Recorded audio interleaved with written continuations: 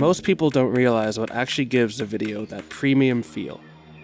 Usually you'd assume it's the editing or high-end 4K footage, but what I'd argue is the most overlooked part of the entire process is the audio. If you look at cinematic style videos, it's almost impossible to find a great one that doesn't use intentional sound design. Now, let me explain what I mean. Some of you might be thinking, yeah, I already sound design my videos. Listen, dropping in random meme sound effects from Pixabay or throwing a copyright-free music loop over your timeline, that's not sound design. Sound design is about building the audio around what's happening on screen.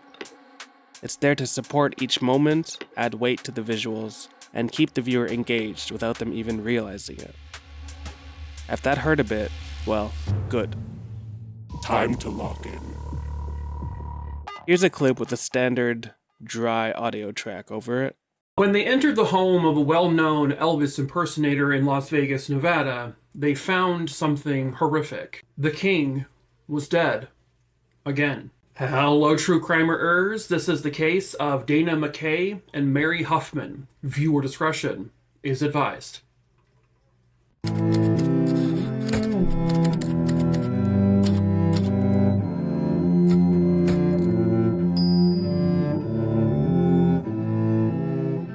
And now here's that exact same clip, but fully sound designed. When they entered the home of a well-known Elvis impersonator in Las Vegas, Nevada, they found something horrific. The king was dead.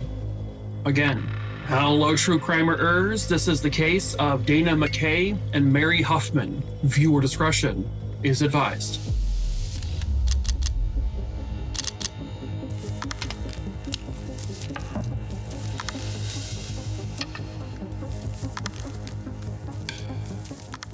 Big difference, right? At this point, you're probably thinking, alright, so how do I actually do this? I'll give you two realistic options. Option 1, download a DAW, a digital audio workstation, and learn it yourself. There are some solid resources out there. Audiomash is a good place to start. Option 2, hire a professional sound designer to do it for you. And, just to be clear, a sound designer is not the same thing as a video editor. Controversial?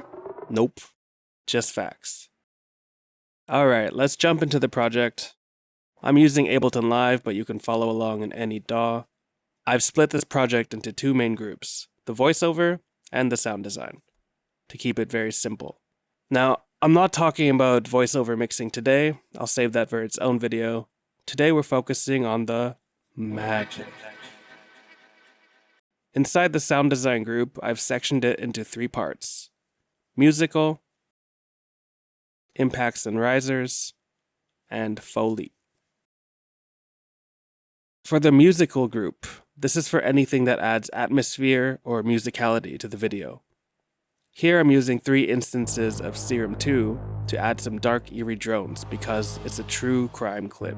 It's all about building suspense. I also took this ARP here, slowed it down a little bit, and added a filter to give that real true crime kind of vibe. Here for impacts and risers, pretty self-explanatory. I use these for tension and release. I've placed an impact right at the start for that insta-hook feeling to immediately draw the viewer in. I also placed them on key transitions and moments in the clip. A pro tip, you can use samples as I've done here, but making your own lets you sculpt the exact flavor the video needs to really customize your sound and make it stand out from the rest.